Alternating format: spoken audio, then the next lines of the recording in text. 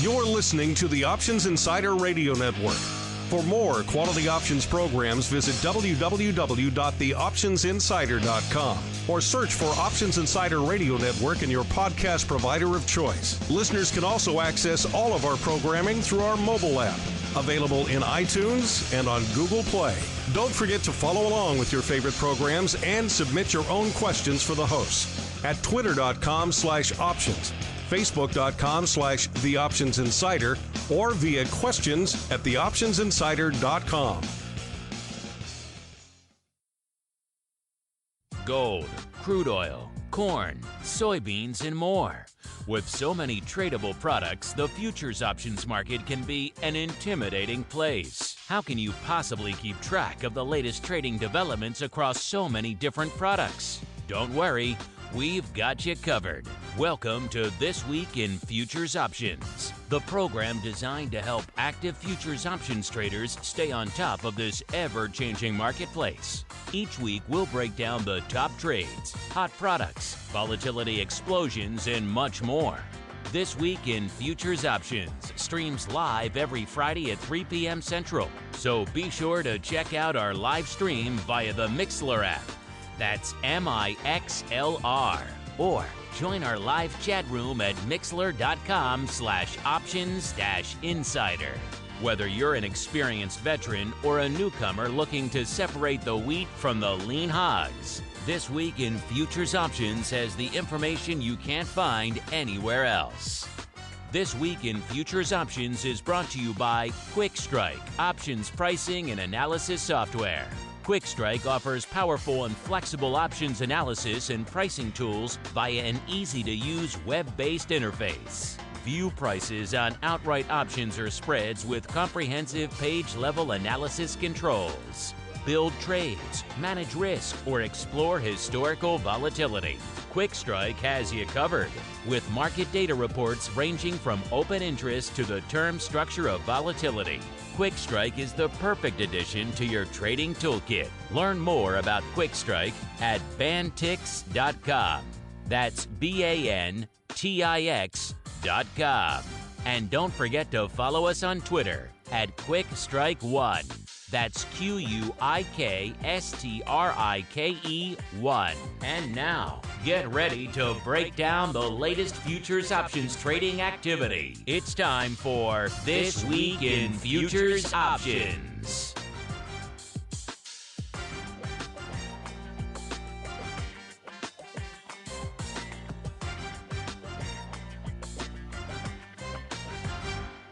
All right, everybody, that funkiest of tunes means it's time for the final show on our broadcast and indeed our recording calendar for the week, and also one of the funkiest. It's time for TWIFO, This Week in Futures Options. As the name implies, this is the program where we break down all the fascinating and sometimes head-scratching and bizarre and weird and wild and unusual activity that is lighting it up on the other side of the options fence. So not your Apples and your Googles and your Facebooks and your SPYs, but your WTIs and your golds and your soybeans and all that other fun stuff. My name is Mark Longo from theoptionsinsider.com, as well as, of course, some little thing we like to call around here, ye old Options Insider Radio Network. If I sound a little bit different, back to my normal self, it's because we're back in the old Options Insider studios after dodging the polar vortex last week.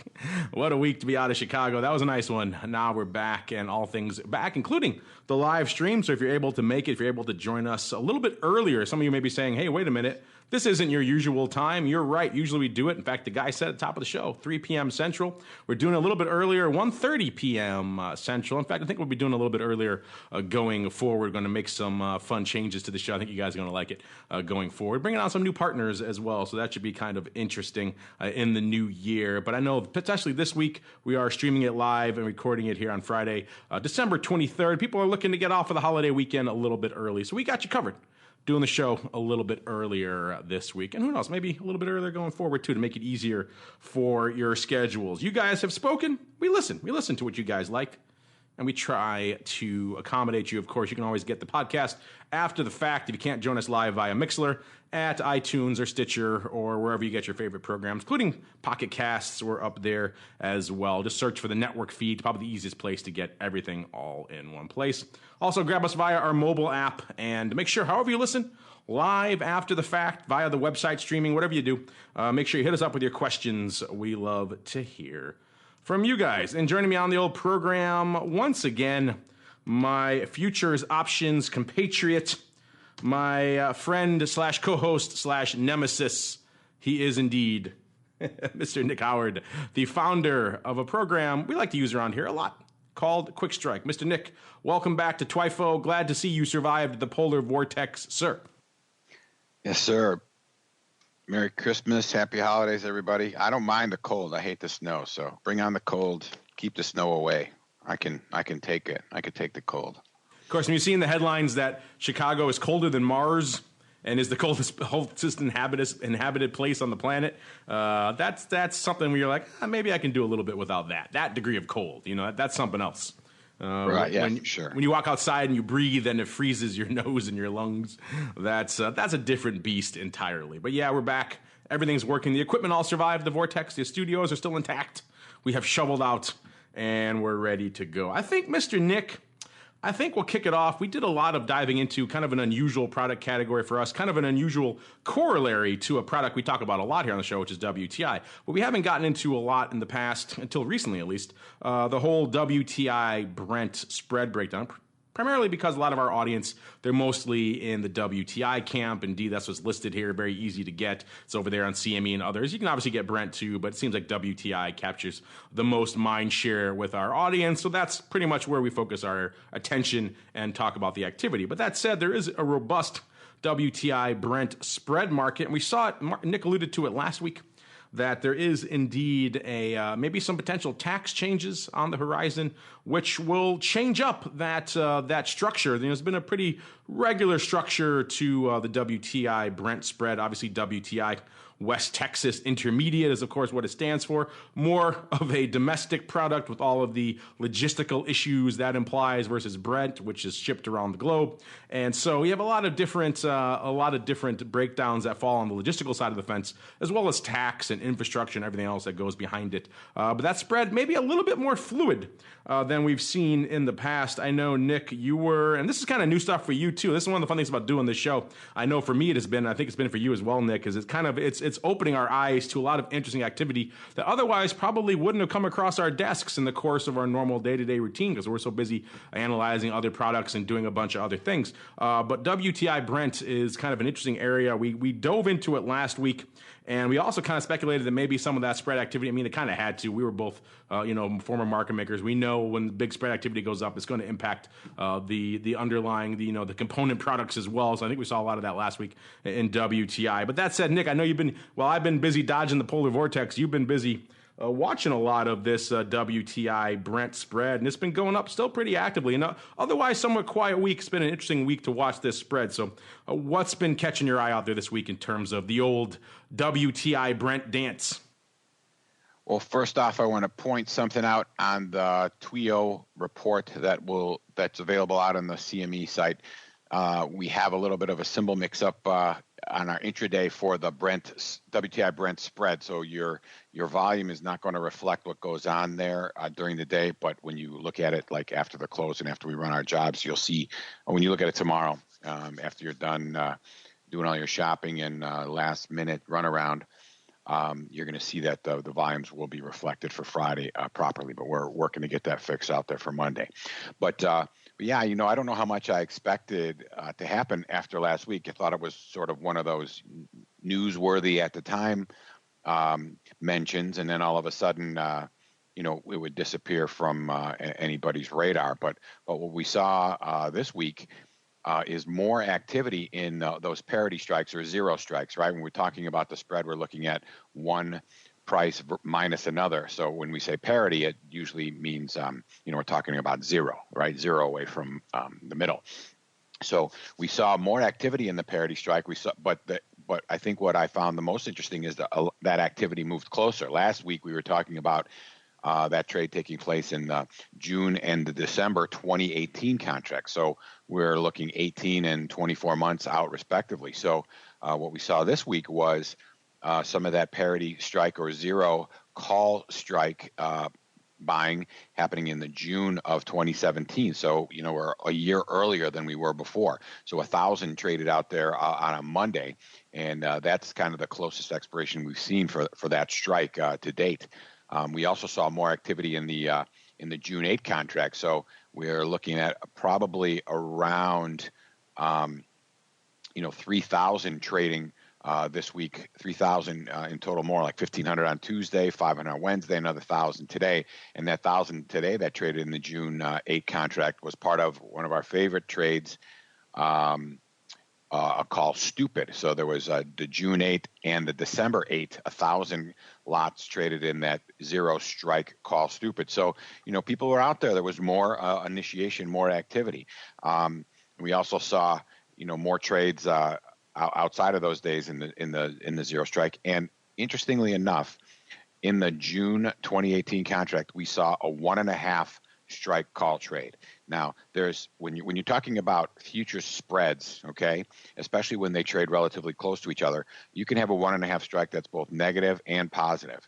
So typically, you would see the 1.5 strike that's negative trade in this, meaning WTI minus Brent, and that would give you a negative number because Brent has, been above WTI for the better part of, I don't know, Mark, what was it? Many years, right? There used to since like the early 2000s, I believe, is kind of when it flipped. So it's been around like that for a while. But what we saw this week was the positive 1.5 strike trade out in the June 2018 contract, and that activity all took place today. So, kind of it's an interesting trade, another big bet. It's way out there, right? So somebody obviously thinks that there's a possibility of that happening, but they're not coming into the June 7 like we saw with the parity strike, but they're going out there to the June 8. So a good 18 months out there.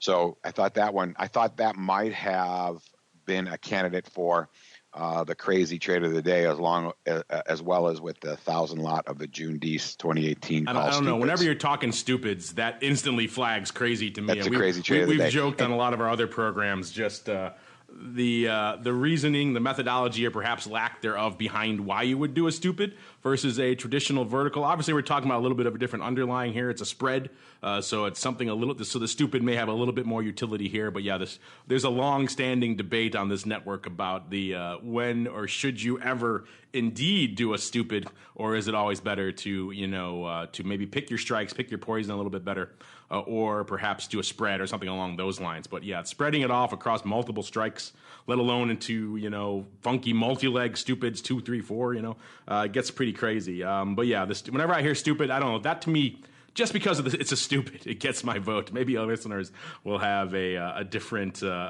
take on it. But yeah, stupids in the WTI Brent spread. I don't know. Are you feeling that one, Nick? Well, I think maybe I'll clarify. Maybe this will make us feel better about the terminology, right? So I think typically when back in the pits, when maybe the stupid came from when people were buying multiple calls in the same expiration. So you're buying like the 10, the 12, the 10, 12 and a half, 15, whatever, right? So maybe that's what the stupid came from, because when the energy market does, the 2.5 call in the nat gas from January through December, that's called a call strip. So we're sort of stripping the stupid out of there, taking some of. Maybe we'll have to do and see what actually, if we can come up with an interesting phrase that will get us from stupid to strip. Saying you remove the U and the P, whatever it is. But so you do multiple months. You're doing a strip, the same month, but the different strikes. Maybe that's the stupid. So maybe that's where we'll make the distinction. So we'll call this like a broken strip, as opposed to a call stupid. So that sounds so much more. That's such a euphemistic way to put it. The stupid. It's called the stupid for a reason. We used to call them those on the floor. There's a reason why that spread got that name. It's not because it's the savviest of positions, shall we say. And there are some reasons why you'd utilize a stupid, maybe to offset some of your deltas, level down your deltas a little bit and do it some other reasons like that. There are some legitimate reasons. I'm more of a fan. Maybe I'd be curious your preference as well, Nick. I could get behind what I kind of tend to term a rolling stupid. So let's say maybe you buy some calls and the underlying moves your way, and now you're many strikes away from where that other strike was. So it'd be prohibitively expensive to buy more of that same strike, but you're still bullish, so you buy some more at the money and you reestablish on a new strike. And what you've done effectively is kind of legged into a rolling stupid. I could kind of see that. That has some inertia behind it. That makes some sense. But just straight up coming out and just loading up initially on the stupid, I don't know. I see a lot fewer use cases for that. I don't know. Do you agree, or are you going to take the point counterpoint? Yeah, I think I'm just going to go with, I like my explanation with the strip versus stupid. So I think I remember it was like somebody would point their index finger at their head and go, "What are you, stupid?" Right? Whenever that was the way to get the quote out. So, but I don't know. Rolling. See, when you're rolling it, that's really not. If you're making a trade, then making another trade, you're really not executing the stupid, right? You could, whatever. So I don't know. I'm going to take the counterpoint. I think I like that. I think people want to see us take. I'll be WTI and you be Brent, right? That'll be I'll be point counterpoint. So that's how we'll do it. So. We'll let the voters decide, right? We'll see. You have some yes, nos, and maybes out there. Speaking of which, I was so intrigued by this. I'm going to put up a poll for this right now. We're going to make it 1 hour, so we're going to get really quick. We're going to get it down before the end of the show to see what people have to say about. I gave them 3 choices. I said, "Heck yes." Would you ever trade a stupid? Heck yes. And then a hell no, or I hate stupids. just for a fun third try. I didn't get into your strip nonsense. Far too euphemistic, no, sir. Too complicated. I just voted off of your last tweet, so I'll wait and vote with the actual poll. Right. The other thing I wanted to just run through with this with the spread option product is that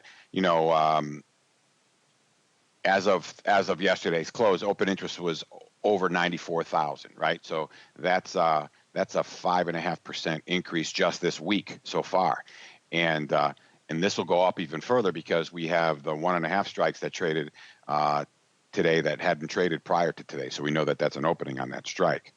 And, to reiterate, last week we had a volume of, over 75,000 contracts. And this week we won't see that much, but, I think, when I was looking at it before about an hour ago, I think we're almost at 12,000 for the week. Now that's obviously not 75,000, but, that amount in and of itself is over half of what the open interest was prior to last week's, trading craze in this product, right? So, this is a pretty significant, indication that there's interest here. So it'll be interesting to watch how this plays out. And I think we mentioned last week that the largest open interest that we've seen in this product happened a couple of years ago, end of 2013, early 14. It was like 123,000 contracts. I have to believe, given that we have had so much trade out in the 2018 contract, that they're going to blast through that OI record, if not soon, but very soon, because we're already going to, in all likelihood, we might approach the 100,000 mark this week, and then we only have 20,000 more contracts. And if people are starting to trade this 1.5 strike in this spread play, I think we're going to start to see more activity there. So I think keep an eye on this. There's some good activity. And the other thing we mentioned, I think we said it last week, but if you do the math on the quantity of these that have traded, I mean, it's a big play. It's a big play in terms of dollars. So I'm trying to get some color from my inside resources as to who, and I'll never be able to say who probably, but who in quotes, like what type of player was doing these trades, and maybe if they had any indication of why or what some of their information is that they're using. So I will keep people posted as I find out that information. All right, early votes coming in for heck yes for stupid. So there you go. I guess they're feeling the love for stupid. So what do I know? All right, let's move on while we get all this stupid madness behind us. Let's move on to what's lighting it up out here in the mothership of all things crude, at least for a lot of our listeners. This is indeed WTI, the old West Texas Intermediate.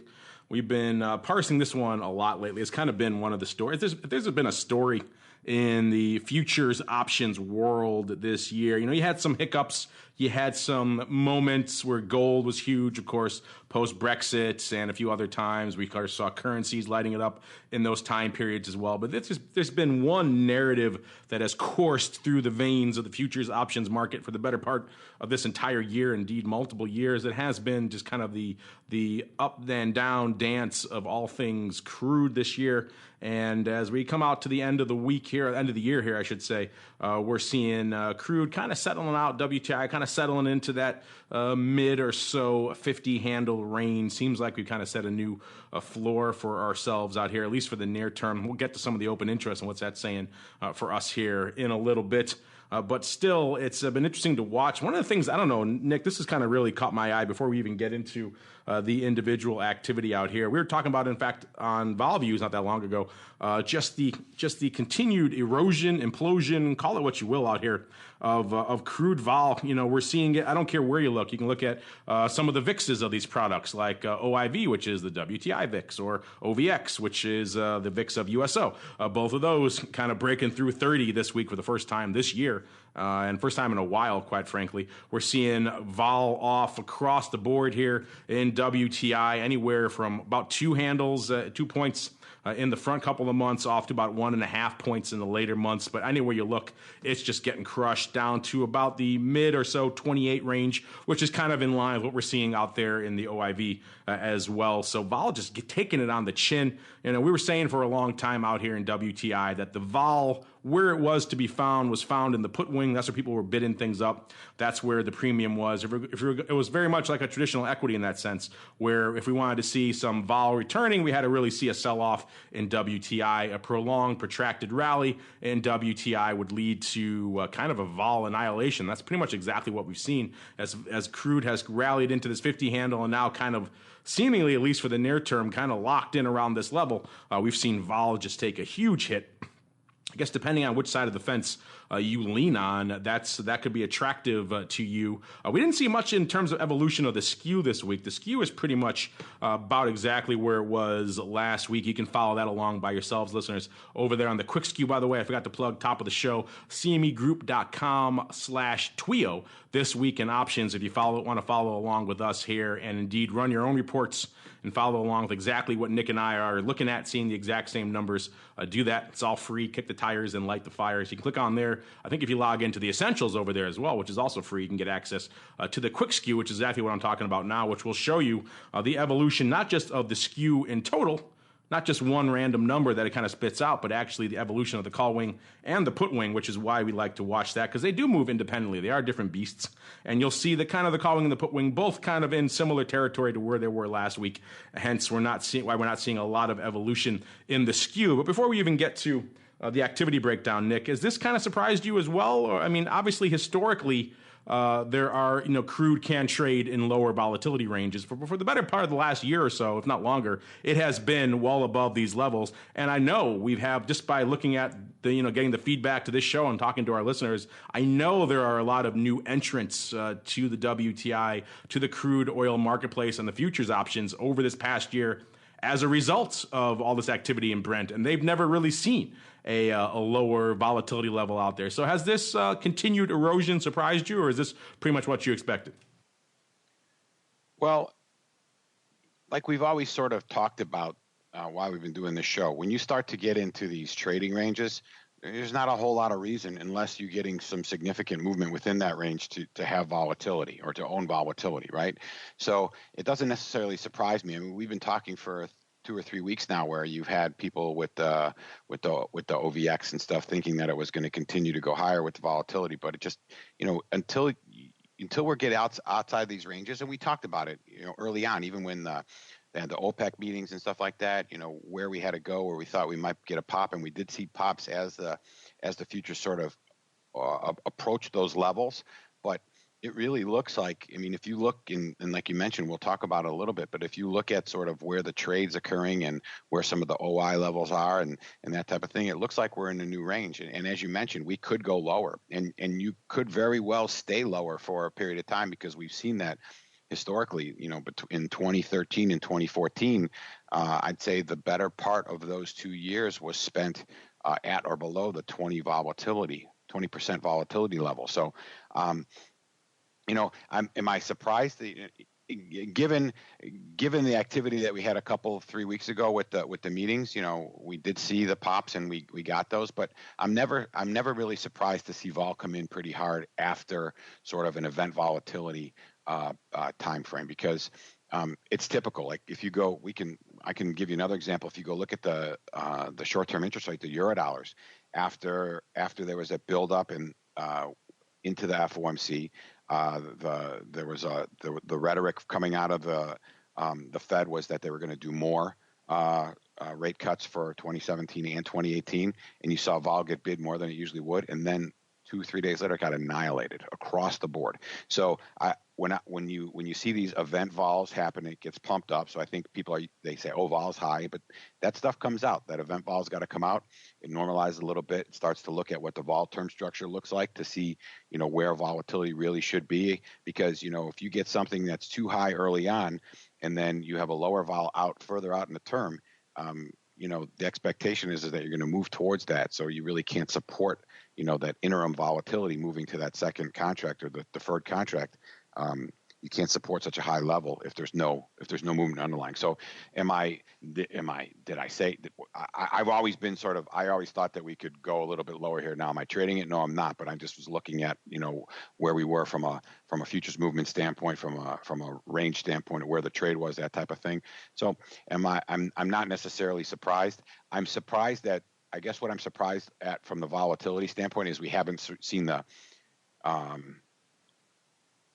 there's still a bias. We haven't seen like the vol skew in the curve for the individual months. We haven't seen that normalize that much, right? And I know that there's always been that little negative bias, but you would expect it to be if we start to get to these higher levels that have a little bit stronger lower barriers, you would think more of the put skew would come out, but that's certainly not the case. So I think I'm a little bit surprised from that standpoint, but after watching it this long, it'll be news when that skew flips, right?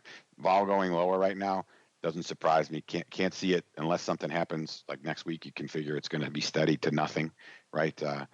Because there's not so much news out, and there's only 4 trading days, and the week after that might be a similar situation. So, but the one thing I wanted to make note of, given all that vol got pounded, and it got pounded pretty uniformly, like you said, right? So I mean, it got down. There's like a 30-day contract basically in Fed that came in over 2 vol with almost 3/4 of vol today, 2 vol in the next month, 1 1/4, 1. So, I mean, it came in across the board. So it wasn't just like this, short dated volatility, kind of decay volatility coming out. It came out across the board, but it will be interesting to see, I think that probably is going to continue or steady to nothing or like just kind of bouncing around. But what I was going to say is, even with all that bashing of volatility, still got good volume and still had an increase of like 3% in the open interest. So, all those means people are still not really sure what's going on, creating new positions, that type of thing. So, it'll be again, like I always say, it'll be interesting to see what happens. But I think I don't see any pop in volatility coming. Yeah, that's for sure. For sure. Unless we see some protracted sell-off. But you're right. Volatility always comes with this frame of reference attached. And for a lot of new entrants, a lot of listeners to this show, a lot of people who've been watching crude maybe for the first time over the past year or so, they have a different frame of reference than people who have been, historically trading WTI for a long time. And maybe they need to, adjust that, look back a little bit. Because, certainly over the last year, we've seen a floor settle out, but here in the last couple of weeks of the year, not so much. By the way, quick update here on our stupids poll. It's a 50-50 race right now, Nick, with half people saying heck yes, and I did kind of cheat, by the way, when I wrote it up. I gave two ways effectively to say no. So that is hopefully skewing the results the way I want. But so far, it's a 50-50 race between heck yes and then 25% saying hell no, 25% saying I hate stupid. So there we go. I'm going to count those together as one. So it's 50-50, neck and neck. But people are chiming in. All you futures options guys, you love your strips. So they're all writing in to defend the strips. So You guys are no fun. I wanted more. I wanted more vitriol against the stupid. Maybe I'm talking to the wrong show on this. But either way, it's interesting stuff. Obviously, probably more of a use case maybe in the futures option space. You see them go up more natively. They're quoted more frequently out there as a strip than they ever are on the equity and a little bit on the index side as well. So interesting stuff there. Let's move on to wrap up here on the on the WTI front. What's been lighting it up? Kind of a quiet week net on the WTI options activity front compared to last week, and certainly the week of the OPEC deal when we were talking about size activity. Still open interest up about 3% this week, so a healthy week, all things considered. And if you're wondering what strike was lighting it up, it was not the Jan, it's the Feb. The Feb 50 put, excuse me, easy for me to say, with about 15,000 contracts, the lion's share of that opening. So about 5,700 coming up on Wednesday, about 4,300, 4,400 coming up on Tuesday. So a lot of that opening up earlier in the week. So 50 put. In fact, this 50 push pull, I think 50 is the new level. A lot of eyes are going to be on going forward here, not just on these 50 puts here in Feb, but going on. We'll talk about those in a little bit as well. Next up was the 55 calls. So this kind of will they, won't they dance between the 50 puts and 55 calls continued this week out here in Feb with about 12,000 of those 55 calls. Seems like a lot of those were actually closing, including 5,300 coming up on Monday. So about more than a third coming up on Monday. A good chunk of those closing as well. And then we kind of move out a little bit, actually, even though about 40% of the overall activity was in that front Feb contract. We did see some activity farther out, including about number 3 actually would be the March 60 strike, actually 60 calls, lighting it up to the tune of 11,000 contracts. Again, a lot of opening paper, including about 3,400 going up on Tuesday of this week. Again, a good chunk, over half of that opening. So interesting to watch the paper kind of spreading out a little bit this month. Again, a lighter week overall from a volume perspective, not quite as much to parse as recent weeks, and certainly interesting on the volatility side. Not to be outdone there, Nick, if we go all the way out to DECE of 2017, so all the way out to the end of next year, we saw some interesting activity out there this week as well, including about 4,600 of the DECE 2017 65 calls. So lighting it up, a good bit of those opening, some of those closing perhaps as well. We'll have to parse the total number perhaps a little bit later and see. But exactly 4,600 going up on that strike as well. So that strike certainly not as unreasonable as it would have been a few months ago, and certainly not out of the realm of possibility to see WTI at the 65 level in about a year. And our friend here, at least, perhaps taking advantage of the lower implied volatility, the lower vol in the call wing out there a little bit farther out to do exactly that. So interesting stuff. I still have to lean towards the stupids, I think, for my crazy trade of the week. But what caught your eye out here this week, Nick, from a WTI perspective? Well, I think one thing you and I were talking about a little bit. Well, one interesting kind of fun fact is like in the Feb right now. You know, we on our open interest profile charts, we put the high open interest put and a high open interest call out there, and we thatch those a different color. But for the first time since we at least been looking at it, the 50 strike is the high open interest, both call and put in Feb. So for me, like you just said, that really kind of solidifies that as sort of the bottom of this range, right?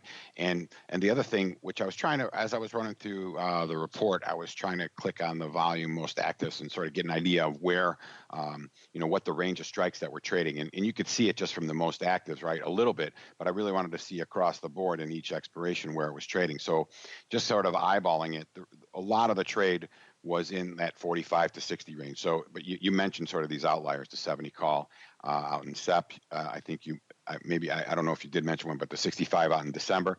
So we had these outliers, but you're seeing a lot of trade within the range. And like I said, still increased open interest, which is good. That means people are coming in, but still a lot of trade in there. But one thing that I thought was deficient when I was looking at the report was, I could eyeball it and see where that trade was, but I think what would be nice is if part of this we had the ability to sort of scatter plot across all of the selected expirations, so you could see where where the volume activity was. So you immediately see what the range of activity was, right? And you could also see the magnitude of that range. So we'll work on something that'll make it easier for somebody to be able to go out there and for a given day or for the week so far, click on something and see, hey, this is what the range looks like. This is what the activity is, the magnitude of the activity. But, that's really what I wanted to mention was the fact that, the 50 strike, at least short term in the February contract, that seems to be, that's our bottom. That really, I think you might see some volatility increases if we got through that. But given how strong that open interest is on that strike, I would think it would get defended pretty hard. And then when you start to go out there and look a little bit further,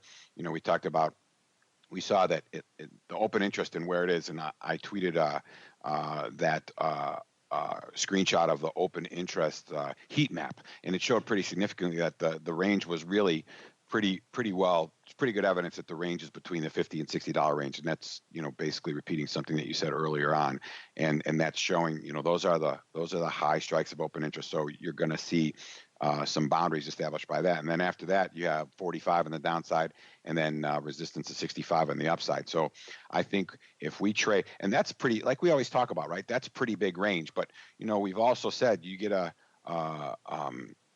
we've had 2, 3, 4% price movements on a regular basis during this last month, right? So you're going to see some activity, but that's really not going to take you outside of those ranges. So unless we get some significant trending down or some movement up that are going to be around those 2 and 3% price movements, I don't think you're going to see much happen to volatility, because this. And again, this is sort of new from my viewpoint standpoint anyway, is looking at this open interest and seeing how it sort of affects things. But I think we've been talking about it on the show for a long enough period of time that we see that these kind of high strikes are bounding where the activity is. And until we push outside of these, and we saw that with the OPEC, right? We got outside the 50 because we were between 40 and 50. We got outside the 50. People thought we might make a run up through 55 and to 60, and we saw vol get pumped up. So I think we really got to watch where we're going to be right now. And I think 50 to 60 short term, right? We have a bigger range, 45 to 65. That's wide when we're talking about things. But at the same time, we talk about selling strangles or doing collars and stuff like that. It's kind of, illuminating the strikes that you should be taking a look at, or the range of strikes you should be looking at. So those would be some things to watch, I think. All right, Nick, and we are kind of coming up against it, so not much activity out there in some of the other products. I think what we'll do this week to make it kind of fun is let's keep on going with some of your questions and dive right on into your futures options feedback. It's time for your questions, comments, and insights. It's time for Futures Options Feedback. Submit your questions at twitter.com/options, facebook.com/The Options Insider, stocktwits.com/Options Insider, or via questions at theoptionsinsider.com. You can also submit your feedback via our Options Insider Radio Network mobile app, available for iOS, Android, and Kindle Fire devices. You can even ask your questions live every Friday at 3 p.m. Central via our Mixlr chat room. So grab the Mixlr app or just search for Options Insider at Mixlr.com. That's MIXLR.com.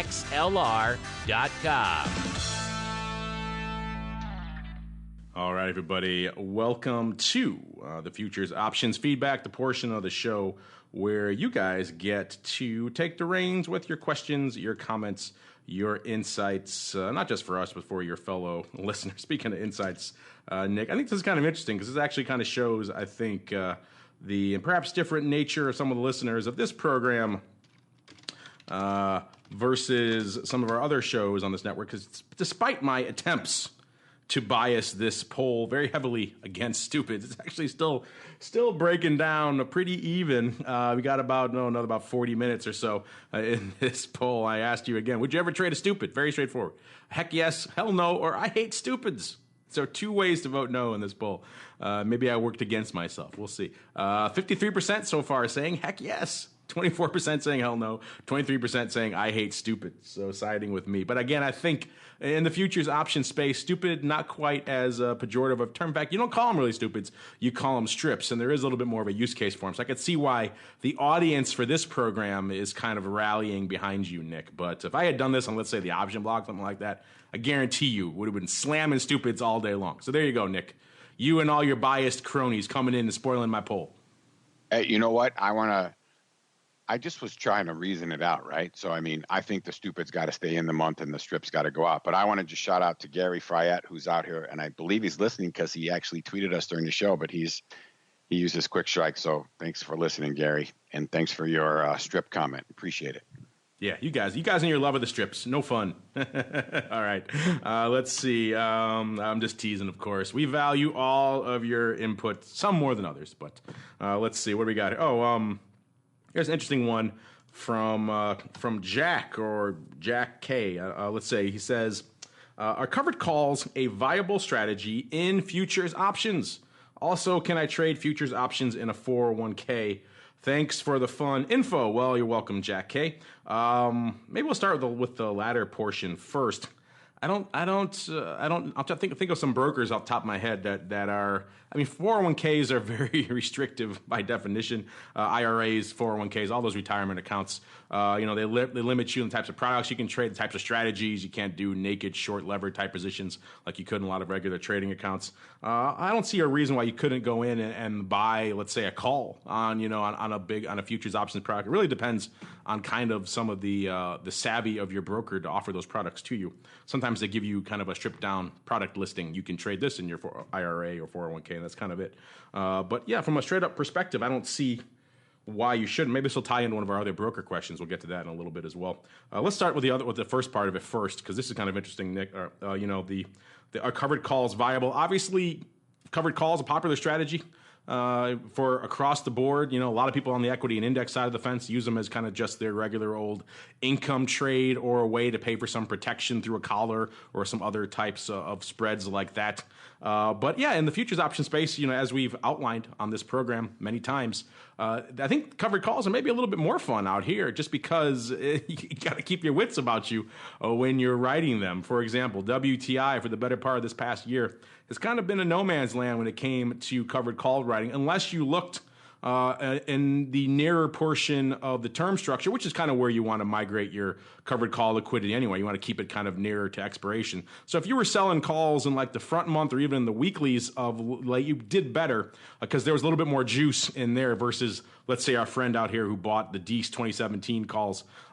Those are still pretty cheap from an implied vol perspective. So even sometimes within the same product, you got to look for the nuanced portions and places to write those things.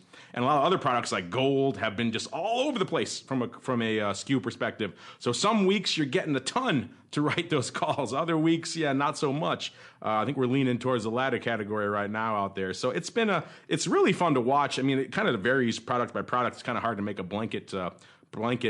Yes, they're great. Yes, they're not. But certainly more fun. Certainly keep you on your toes a lot more out here in the futures options land. Also more opportunities to get whipsawed or just to write something for not a heck of a lot of reward.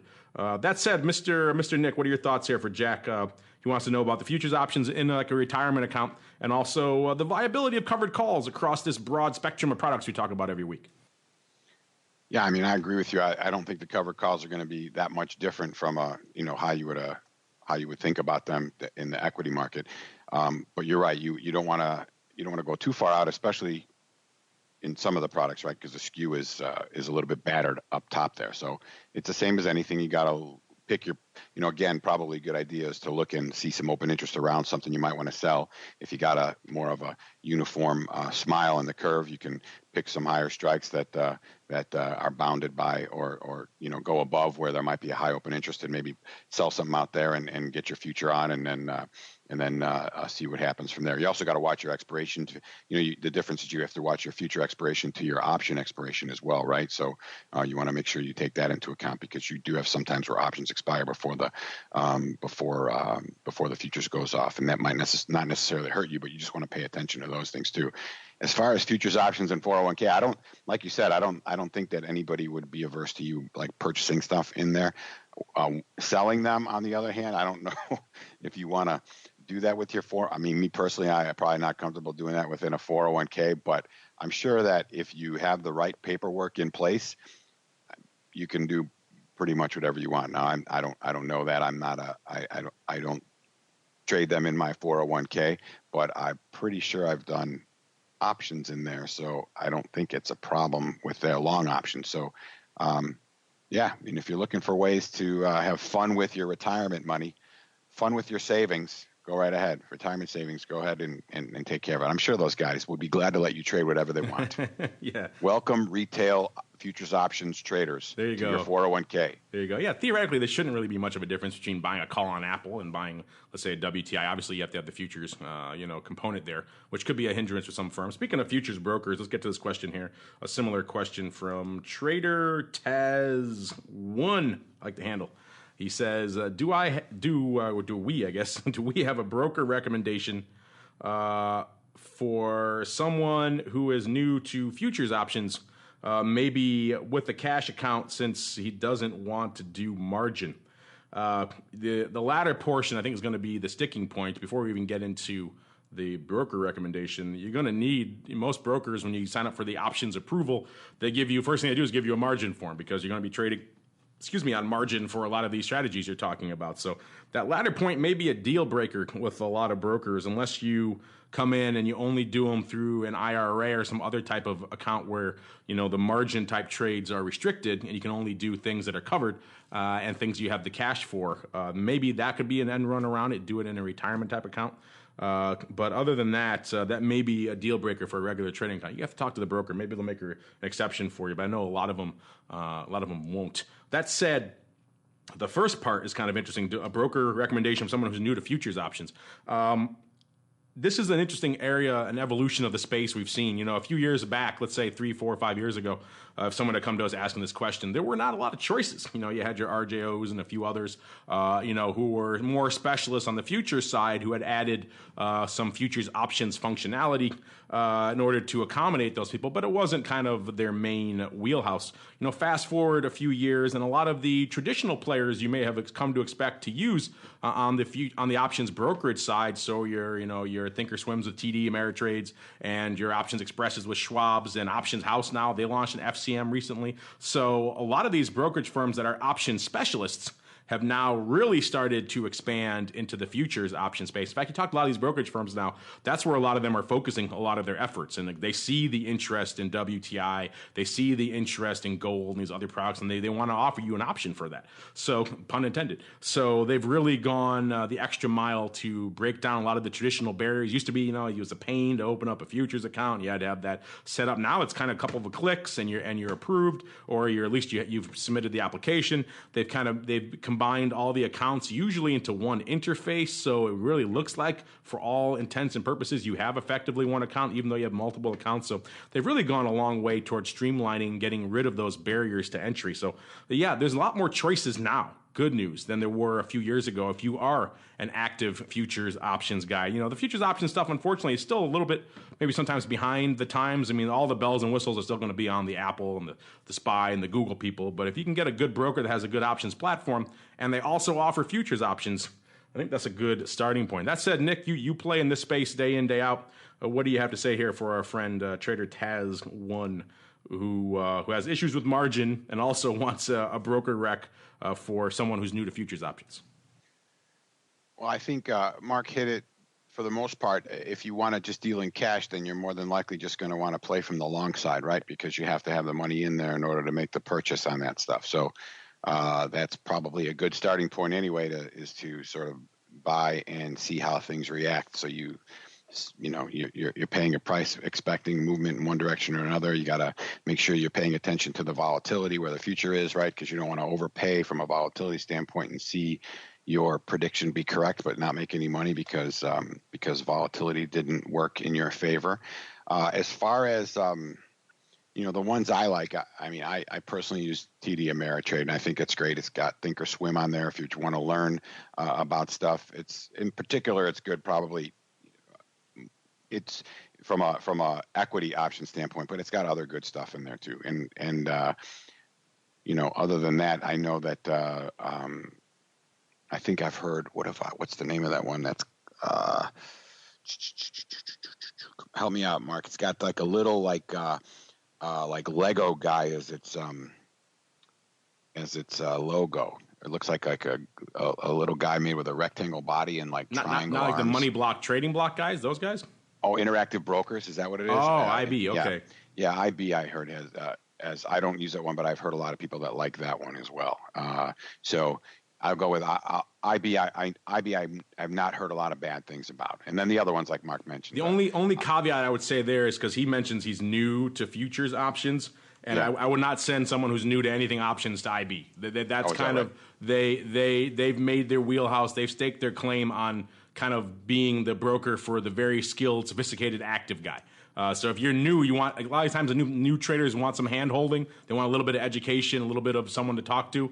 IB does not offer that. So if that's you, maybe you want to go elsewhere. But yeah, otherwise you're completely correct. IB has a great platform, and you're right. I have been hearing good things about them on the futures options front as well. That kind of gets back to what I was saying earlier about a lot of brokers are competing now where they're putting their R&D dollars and their budget is towards being more competitive on the futures options side. So if you're new to the futures options space, it's a great time to dive right in. Unfortunately, that's going to do it for our futures options feedback. Actually, really quick, let me just check last in with our poll how it's winding up. I got to say, I'm not liking how it's trending here with about half an hour left to go, Nick. That 57% saying heck yes, so they're throwing it back in my face. I am suitably chastened. 19% saying hell no, they would never trade a stupid, and 24% siding with me saying I hate stupid. So close. A neck-and-neck battle, but your friends out there, your strip trading friends, I think you've been working behind the scenes to undermine me here, Nick. You're saying, hey, go vote. How many? It keeps letting me vote, so that's why. It keeps letting you vote? Yeah, there we go. It's a Chicago poll. I had no idea. So, if I had tweeted this out for Option Blog or something like that, guarantee, runaway anti-stupids. But you and your strip friends coming into the defense of stupids, and I guess stupids will live to fight another day. Unfortunately, that's all the time we have for this episode of This Week in Futures Options. There we go. That's what we were waiting for. That theme to kick in. I could sit here and listen to this for a half an hour, Nick, but unfortunately, we should wrap up the show first. So before we go, Mr. Nick, you guys are always cooking up interesting, cool things over there in the land of Quick Strike. You mentioned the Quick Skew stuff earlier. Again, cmegroup.com/Twio this week in options if you want to check it out for yourself, kick the tires, and see what we're talking about here week in, week out.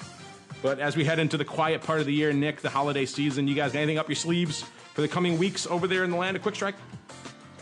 Yeah, first off, outside of Twio, if you go to cmegroup.com/quickstrike, QUIKSTRIKE, you'll see all the free stuff that's out there. So that's probably worth taking a look at. So you'll see Quick Strike Essentials as well, the other tools. And then if you download the CME Group iPhone app, you'll also see that the Quick Strike tools are available in there as well. So probably worth taking a look at, have that stuff on the go. New stuff coming. Let's see what we got on the list. So we're going to have some scanning coming out where you'll be able to do some requests for like higher or ranking volatility activity over periods of time, open interest activity over periods of time, futures movements over a period of time. So keep an eye on that. That will be making its debut in the near term out there. And then just more, what we're trying to do is just find ways for you to look at data and help you make decisions. So more things like I mentioned with the scatter plotting of the volume and open interest, that kind of thing. So just look for the suite of freebies to continue to show up on the CME Group website, as well as the advanced integration within the CME Direct. If you're any direct users out there, you're going to see some more interesting stuff be available. And then, and for us, it looks, just like us adding new product coverage and just some more deeper analytics around the existing products. And we're probably going to see, and I'm sure that some of you, Mark, will be happy, but we're probably going to see the public debut of Quick Skew coming very early after the new year. So we'll probably put a limited version of it out there. We'll be able to see like a 30-day history of it and at least wet your whistle and spot some trends and see it for not only current expirations, but maybe for some consummatory type stuff as well. Well, as you said, I'm a big fan of the quick skew. Check it out. It's literally the only place I've seen where you could do that sort of thing. And check out the call wing and the put wing moving independently. So start your journey over there, cmegroup.com/Twio. And then when you want to get into some of the essentials and the tools that Nick's talking about, create a login with Quick Strike Essentials. It is free. And then you too can play with all this cool stuff that Nick and I are playing around with behind the scenes. And on behalf of Mr. Nick, and indeed myself, I want to thank all of you out there. Even though you all voted against me, I still like you. We'll see you next week for more of This Week in Futures Options.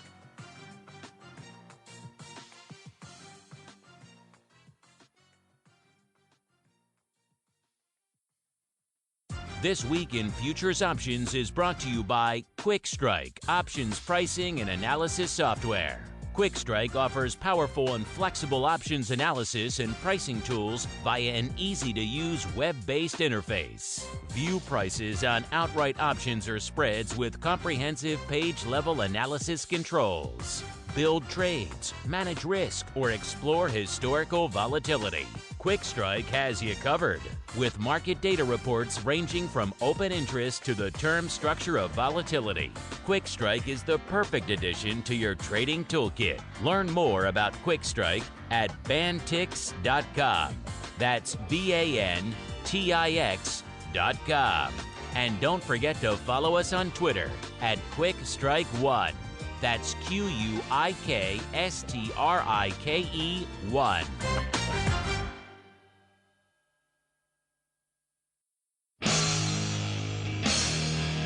The preceding program was a production of the Options Insider Radio Network. For more quality options programs, visit www.theoptionsinsider.com or search for Options Insider Radio Network in your podcast provider of choice. Listeners can also access all of our programming through our mobile app, available in iTunes and on Google Play. Don't forget to follow along with your favorite programs and submit your own questions for the hosts at twitter.com/options, facebook.com/theoptionsinsider, or via questions at theoptionsinsider.com.